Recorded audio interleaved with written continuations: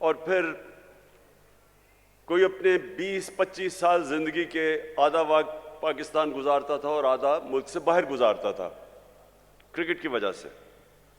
تو میں نے اپنی زندگی کے تجربے سے اور دنیا کو سٹڈی کرتے ہوئے میں اپنے دین کی طرف آہستہ آہستہ آتا گیا.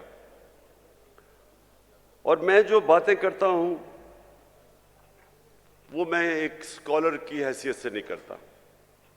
وہ انسان جو اپنے آپ کو بڑا خوش قسمت سمجھتا ہے کہ اللہ ایک اپنا کبھی کسی کے اوپر خاص کرم کرتا ہے تو اس کو وہ ایمان دے دیتا ہے. اللہ کا جو سب سے بڑا تحفہ میں اپنے بیٹوں کو بھی یہ بتاتا ہوں کہ اگر کسی جو سب سے بڑی نعمت اللہ کسی کو دے سکتا ہے وہ ہے ایمان کی. بولنا نہیں ہے, وہ ہے ایمان کی. اگر ایمان انسان کو دے دیتا ہے, میری نظر میں, پھر سے میں ایک اسکالر نہیں اپنی حیثیت سے بات کر رہا ہوں, وہ انسان کو آزاد کر دیتا ہے. جو ایمان ہے وہ سچا ایمان ہے ہی وہ جو ایک انسان کو آزاد کر دیتا ہے. کیونکہ وہی جب آپ لا الہ الا اللہ آپ کے دل میں جب اللہ ایمان ڈال دیتا ہے اس کا مطلب ہی کچھ اور ہو جاتا ہے. بنسبت کہ ہم دنیا میں نے بڑے مسلمان دیکھے ہیں, کلمہ بھی پڑھتے ہیں, لیکن وہ ان کو آزاد نہیں کرتا. قرآن کی ایک میں نے آیت پڑھی تھی کہ ایمان والا آدمی ایمان والے آدمی کو پہچان لے گا. وہ کیسے پہچانے گا؟ میری نظر میں وہ آزاد ہو جاتے ہیں, وہ اپنی نفس پہ قابو پا جاتے ہیں, ان کے خوف دور ہو جاتے ہیں, وہ لالچ کو کنٹرول کر لیتے ہیں, پیسے کو استعمال کرنا سیکھتے ہیں, پیسے سے استعمال نہیں ہوتے. سب سے بڑی بات کہ وہ سوائے اللہ کے کسی کے سامنے نہیں جھکتے. جو خوف کا بت میری نظر میں, میری زندگی کے تجربے میں, جو اللہ نے انسان کو اشرف المخلوقات بنایا, عظیم مخلوق, وہ اس لیے اپنی پرواز نہیں کر سکتا. سب سے بڑا جو بت جب وہ نہیں توڑتا وہ ہے خوف کا بت. مرنے سے میں ڈرتا ہوں, میں ظالم کے سامنے نہیں کھڑا ہوتا. میں نوکری کر رہا ہوں, میں اپنے ضمیر کے خلاف جاتا ہوں کہ میری نوکری نہ چلی جائے. میں تو اس کو بھی شرک سمجھتا ہوں. جدھر آپ اپنے ضمیر کا سودا کرتے ہیں اور رائے حق سے ہٹتے ہیں, میری نظر میں تو وہ بھی شرک ہے. پیسے کی پوجا کرنا, پتہ ہے کہ میں چوری کر رہا ہوں, کرپشن کر رہا ہوں, لیکن میں ہر چیز جسٹیفائی کر لیتا ہوں کہ جی میرے گھر میں پیسہ نہیں تھا اس لیے چوری کر رہا ہوں. میں نے تو زندگی میں لوگوں کو ہر چیز کو جسٹیفائی کرتا دیکھا. قتل کو بھی وہ جسٹیفائی کر دیتے ہیں, کرپشن کو, قتل کو, جھوٹ کو, زنا کو, سب کو جسٹیفائی انسان کر سکتا ہے. تو جو ایمان ہوتا ہے وہ انسان کو بدل دیتا ہے. وہ اصل میں انسان کا جو قبلہ ہے وہ صحیح قبلہ آ جاتا ہے, اس کا ڈائریکشن زندگی کا بدل جاتا ہے. وہ بجائے دنیا میں رہنے کے وہ اپنی آخرت کی فکر کرنی شروع کر دیتا ہے, اور وہ پھر اس کا کیریکٹر بھی بدلنا شروع ہو جاتا ہے. کبھی بھی انسان کا کیریکٹر نہیں بدلتا میری نظر میں, جب صرف ایمان ہی کیریکٹر بدل سکتا ہے انسان کا. تو یہ میں سمجھتا ہوں سب سے بڑی نعمت اللہ کی. تو جب میں وزیر اعظم بنا اور میرا یہ ساری دنیا کا تجربہ تھا کہ وہ ملک جو آگے نکل گئے, جو ترقی یافتہ ملک ہیں, جدھر ہمارے یہاں سے پاکستانی مرتے ہیں ویزا لے کے ان ملکوں میں جانے کے لیے. میں نے جب ان ملکوں کو سٹڈی کیا تو میرے معزز مشائخ, میں اس نتیجے پہ پہنچا کہ وہ مدینہ کے ریاست کے اصولوں پہ ہمارے سے زیادہ قریب ہیں. ادھر عدل اور انصاف کا نظام ہمارے سے بہتر ہے, ادھر ان کی میرٹ کا نظام بہتر ہے, ادھر انسانیت کا نظام بہتر ہے. فلاحی ریاست میں آپ کو کئی ایسی ریاست بتا سکتا ہوں اسکینڈینیویا میں، اور اگر آپ کبھی پاکستانی ملے ادھر سے تو ان سے پوچھیں کہ انسانیت کیا ہوتی ہے۔ ہمارے تو نبی صلی اللہ علیہ وسلم نے تب تقریباً 1500 سال پہلے دنیا کی سب سے پہلی فلاحی ریاست بنائی تھی۔ اس سے پہلے تو کوئی فلاحی ریاست نہیں تھی، بادشاہ تھی، طاقتور کے پاس سب کچھ تھا، کمزور کے پاس کچھ نہیں تھا۔ جو انسانی نظام اور جو جانوروں کے نظام میں فرق کیا ہے؟ جانوروں کے نظام اور انسان میں کیا فرق ہے؟ میری نظر میں جو اللہ نے اپنے سارے پیغمبر بھیجے تھے 1,00,000 سے زیادہ، وہ سارے ایک ہی پیغام دینے آئے تھے کہ جانوروں کی جو جانوروں کی بستی ہوتی ہے اس میں انصاف نہیں ہوتا، اس میں جس کی طاقت اس کے پاس سب کچھ ہے، کمزور کے کوئی حیثیت نہیں ہوتی اس میں، اور وہاں انسانیت نہیں ہوتی۔ جو کمزور ہوتا ہے وہ بھوکا مر جاتا ہے وہاں۔ جو انسانی نظام ہوتا ہے، انسانی نظام فرق ہی ان دو خاص چیزوں پہ ہوتا ہے کہ وہاں انسانیت ہوتی ہے، وہاں رحم ہوتا ہے، اور پھر ادھر عدل اور انصاف ہوتا ہے۔ یہ دو بنیاد ہیں جو فرق کرتی ہے ہمیں جانوروں سے، اور سارے اللہ کے پیغمبروں کا بنیادی پیغام ہوتا یہ ہے۔ تو ہم نے جو مغرب میں ریاستیں دیکھیں، مجھے افسوس سے کہنا پڑتا ہے کہ میں نے پاکستان میں تو نہیں دیکھا ویسی انسانیت، میں نے تو یہاں ویسا انصاف نہیں دیکھا۔ میں نے تو میرٹ بھی انصاف کا حصہ ہے کہ جو محنت کرتا ہے اس کو اس کا حق ملنا چاہیے، میں نے تو یہاں نہیں دیکھا۔ آپ دیکھ لیں، آپ کے خاندانی یہ جو 2 پارٹیز ہیں، 2 خاندان ہیں، وہ ان کے خاندان کے علاوہ کوئی اوپر ہی نہیں آ سکتا۔ یہ تو مدینہ کی ریاست آپ سٹڈی کریں، جو محنت کرتا تھا، جو اچھے کام کرتا تھا وہ اوپر چلا جاتا تھا۔ سلمان فارسی کی مثال دیتے ہیں، تو باہر سے آیا تھا، اس کو انہوں نے کیونکہ اس پہ قابلیت تھی اس کو اوپر آنا پڑا، میرٹوکریسی تھی، وہ انصاف کا حصہ ہے۔ ہمارے ملک میں دیکھ لیں کتنی میرٹوکریسی ہے۔ میں نے کہہ دیا کہ آرمی چیف کو میرٹ پہ آنا چاہیے، مصیبت پڑ گئی ساری جگہ۔ تو یہ ہمارے مسئلہ یہ ہے کہ میرٹ کا مطلب ہی نہیں ہمیں سمجھ۔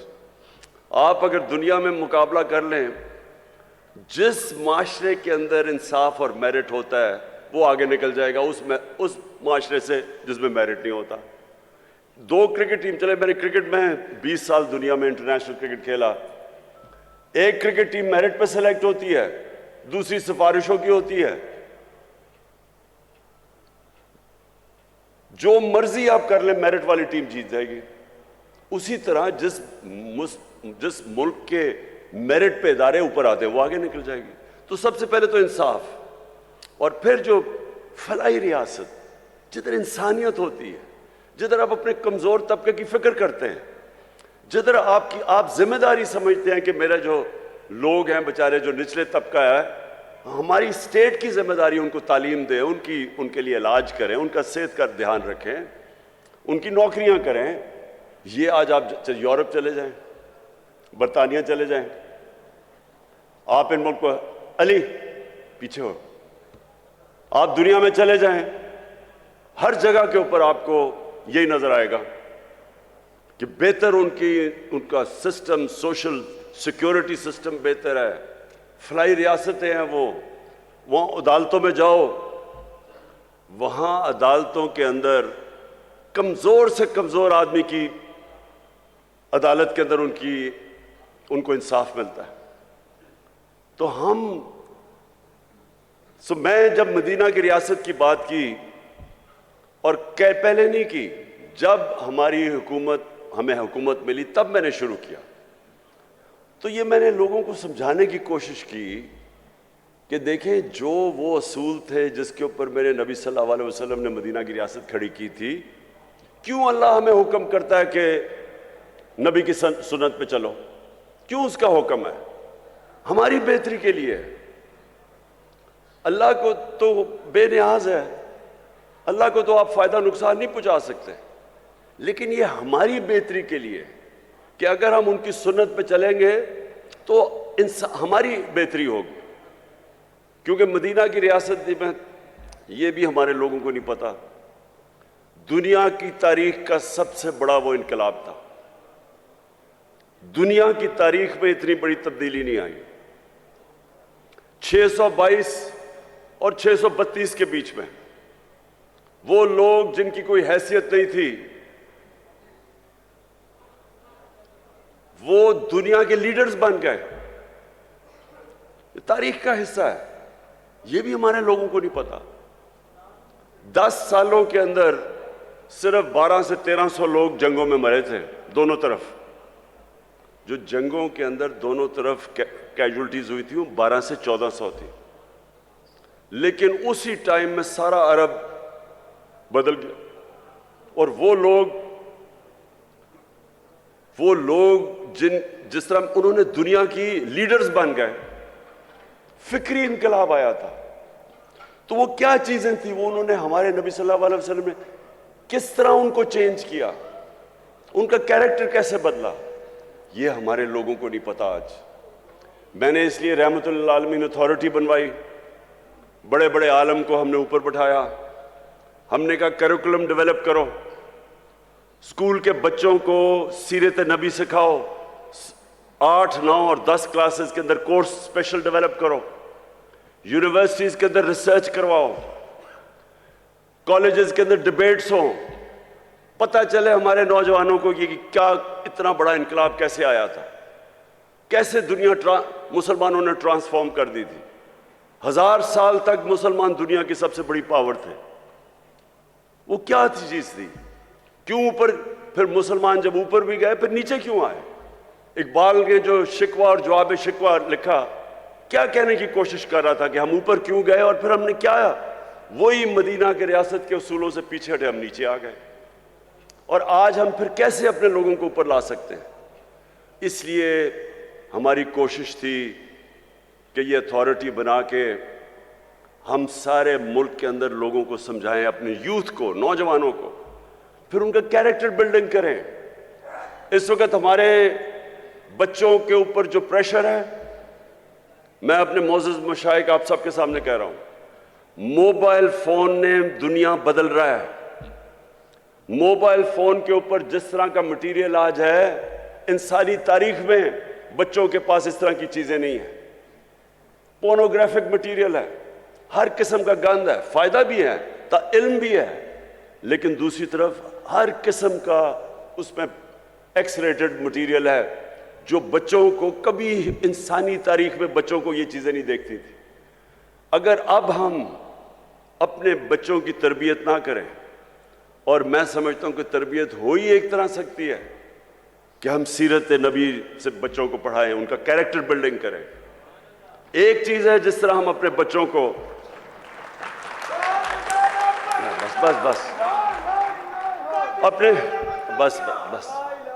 بچوں کو ابھی سے ان کی تیاری کروائیں اپنی حفاظت کرنے کے لیے، کہ جس طرح کا یہ ہے۔ اور میں آپ کو بتا رہا ہوں، میں جب پرائم منسٹر تھا، میں نے جب آئی جیز کو بلوایا، ان سے پوچھا کہ بتائیں کون سی جرم تیزی سے بڑھ رہے ہیں، تو ہمارے زمانے جب میں 4 سال پہلے کی بات کر رہا ہوں، تو جو سیکس کرائمز ہیں یہ تیزی سے بڑھ رہی ہیں پاکستان میں، بچوں سے جو زیادتی ہیں وہ بڑھ رہی ہیں، اور وہ اس کی بہت بڑی وجہ موبائل فون ہے۔ لیکن ہمیں اب اپنی بچوں کی تربیت کی ضرورت ہے، اور میں پھر سے کہتا ہوں کہ ایک ہی طریقہ ہے ہم اپنے بچوں کا کیریکٹر بلڈنگ کر سکتے ہیں، سیرت نبی سے۔ اور میں دوسری بات کہتا ہوں کہ دیکھیں، مجھے بار بار کہا جاتا ہے کہ آپ بڑی ضدی ہیں، آپ کہ آپ یہ نہیں کہیے جو لوگوں نے کرپشن کی ہوئی ہے بس ان کو چھوڑ دیں، ان کو معاف کر دیں، ان کے اوپر نہ بات کریں، ملک کا سوچیں۔ مجھے بڑے جو میں حکومت میں بھی تھا تو مجھے پریشر پڑتا تھا کہ جی این آر او دے دو ان کو۔ دیکھیں، یہ بھی آپ کے لیے بہت ضروری ہے کہ میرے جو معزز مشائخ ہیں، آپ کو لوگوں کی تربیت کرنی چاہیے۔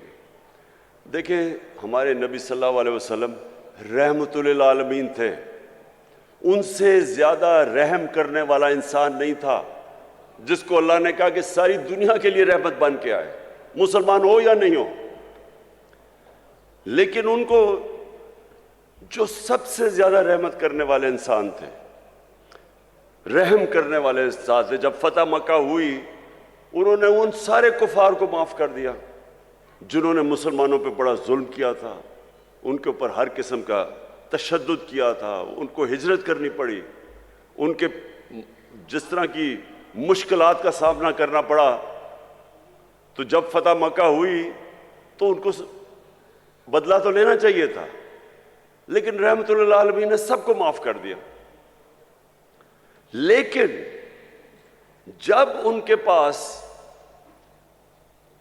ایک آدمی آیا اور کہا کہ دیکھیں جی یہ قریش کی لڑکی نے چوری کی ہے، یہ قریش کی لڑکی ہے، اس کو معاف کر دیں، تو تب انہوں نے کہا کہ میری بیٹی بھی اگر چوری کرے گی اس کو بھی معاف نہیں کیا جائے گا۔ یعنی جدھر چوری، آپ جس دن چوری کو معاف کرنا شروع کر دیں آپ اپنا معاشرہ تباہ کر دیتے ہیں۔ انہوں نے جو ان کی حدیث ہے، اللہ کے آخری پیغمبر کی جو حدیث ہے، اچھا اور مجھے یہ بھی نہیں سمجھ آتی کہ یہ اس کے اوپر کنٹروورسی کیوں ہے، جب قرآن میں واضح لکھا گیا ہے کہ نبی صلی اللہ علیہ وسلم اللہ کے آخری پیغمبر ہیں، تو اس کے اوپر ڈیبیٹ کیوں ہے؟ جو نہیں مانتا وہ مسلمان ہی نہیں ہے اس پہ۔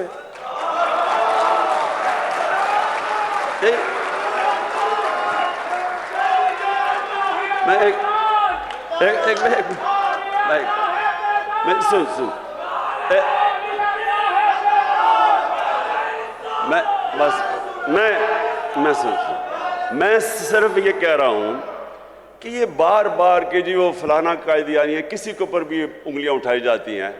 میں سمپل بات کر رہا ہوں، جس نے بھی قرآن پڑھی ہوئی ہے اس میں یہ چیز تو واضح ہے نا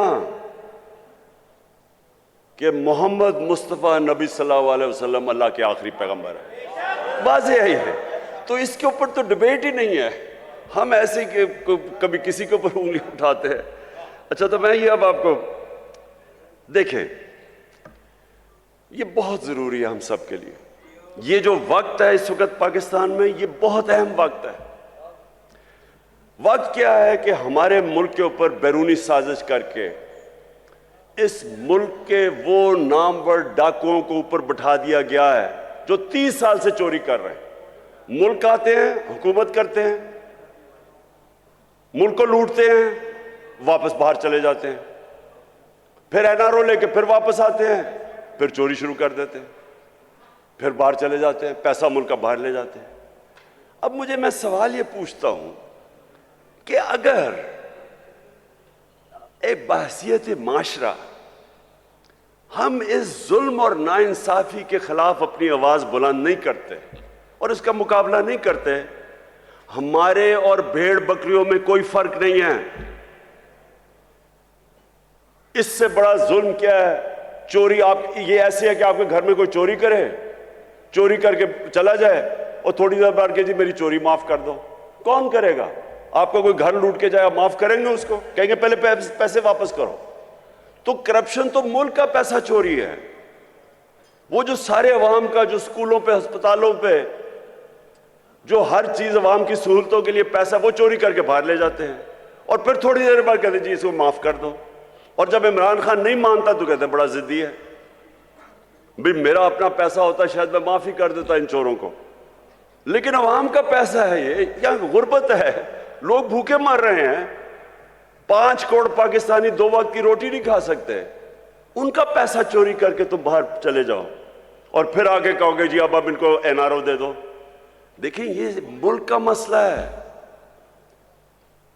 میرے نبی صلی اللہ علیہ وسلم نے واضح طور پہ کہا کہ جو قوم چھوٹے چوروں کو جیل میں ڈال دیتی ہے اور بڑے ڈاکوں کو معاف کر دیتی ہے، این آر او کر دیتی ہے، نہیں پکڑتی، وہ قوم تباہ ہو جاتی ہے۔ آج اب کوئی غریب ملک میں چلے جائیں، کیونکہ میں نے ساری دنیا دیکھی ہے، کسی غریب ملک میں چلے جائیں، غربت کا اصل وجہ یہ کیا ہے کہ وہاں طاقتور قانون سے اوپر ہے، کمزور جیلوں میں جاتا ہے۔ اب کسی ملک میں چلے جائیں، نائجیریا تیل کے ذخیرے پہ بیٹھا ہوا ہے، سب سے زیادہ جو تیل ہے وہ نائجیریا کے اندر ہے، وہاں غریبوں کی فوج ہے وہاں. کیوں غربت ہے؟ کیونکہ ان کے اوپر لوگ بیٹھ کے پیسہ چوری کر کے ملک سے پیسہ باہر لے کے جا رہے ہیں. سوئٹزرلینڈ چلے جائیں، سوئٹزرلینڈ میں کوئی وسائل ہی نہیں ہے. ہمارے جو شمالی علاقے ہیں، ناردرن ایریاز، سوئٹزرلینڈ سے دگنے بڑے سائز میں، اور سوئٹزرلینڈ سے بہت زیادہ خوبصورت ہے. وہ ملک جس کے پاس ہے ہی کچھ نہیں سوائے پہاڑوں کے، وہ دنیا کا سب سے خوشحال ملک ہے، کیونکہ سب سے زیادہ دنیا کے اندر انصاف سوئٹزرلینڈ میں ہے. سب سے زیادہ قانون کی حکمرانی سوئٹزرلینڈ میں. کسی طاقتور کی جرت نہیں ہے کہ ملک کا پیسہ چوری کر کے باہر چلا جائے. کسی طاقتور کا جرت ہے کہ کسی کی زمین پہ قبضہ کر لے یا کسی کے گھر پہ قبضہ کر لے. قانون ہے، انصاف ہے. حضرت علی رضی اللہ تعالیٰ نے فرمایا تھا کہ کفر کا نظام چل جائے گا لیکن ناانصافی اور ظلم کا نظام نہیں چل سکتا. ہمارا یہ مسئلہ ہے آج. یہاں کوئی وسائل کی کمی نہیں ہے. یہ اللہ نے ہر قسم کی اس ملک کو نعمت دی ہے، لیکن یہ ملک تب تک نہیں چلے گا جب تک ہم مل کے اپنے ملک کو ان اصولوں کی طرف لے کے جائیں جس کے اوپر مدینہ کی ریاست کو کھڑا کیا تھا میرے نبی نے. تو میں آپ مشائخ، معزز مشائخ، میں یہ چاہتا ہوں کہ آپ یہ میرے ساتھ مل کے یہ ملک کی حقیقی آزادی کے لیے جہاد لڑیں. بس بس بس بس بس بس بس بس بس بس میں یہ پیر منور صاحب،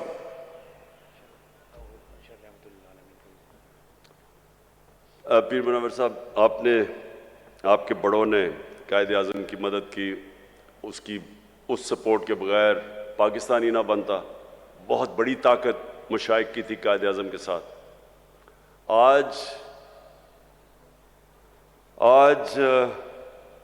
آپ سب کی پھر ضرورت ہے کہ جو پاکستان کے اوپر اس وقت کیا جا رہا ہے، جو واردات ہوئی ہے کہ باہر سے سازش ہوتی ہے،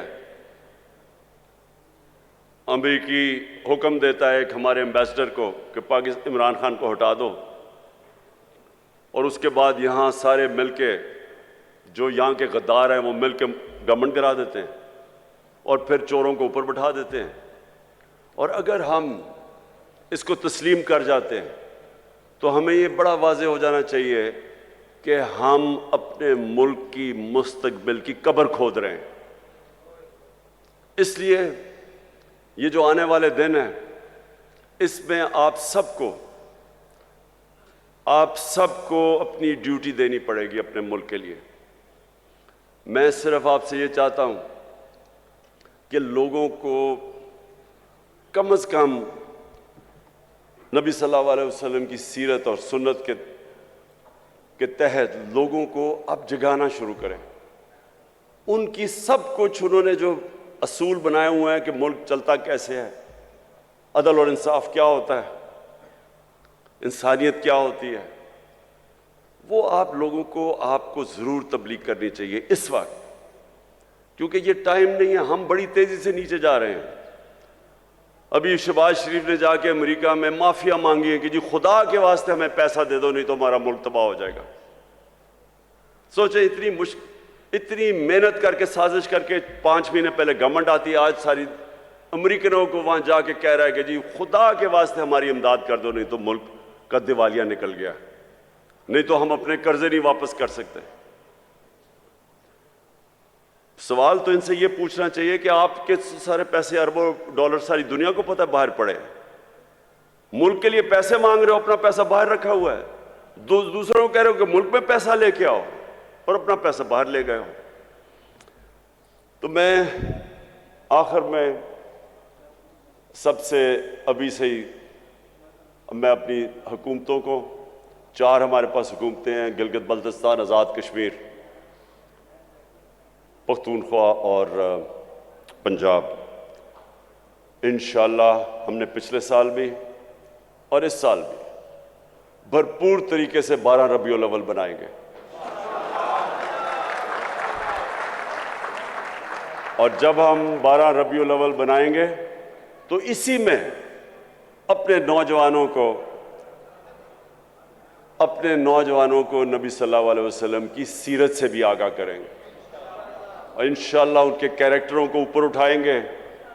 اور وہ میں ایک دن خواب دیکھتا ہوں کہ وہ وقت آئے گا جب پاکستانی دنیا میں جائیں گے تو جس طرح ایک دفعہ ایک وقت ایسا تھا کہ انڈونیشیا اور ملیشیا میں مسلمان تاجر جب گئے تو لوگوں نے ان کا کردار دیکھ کے، مسلمان تاجروں کا کردار دیکھ کے لوگ مسلمان ہو گئے۔ انشاءاللہ وہ بھی دن آئے گا جب ہمارا پاکستانیوں کا کردار دیکھ کے لوگ اسلام کی طرف آئیں گے۔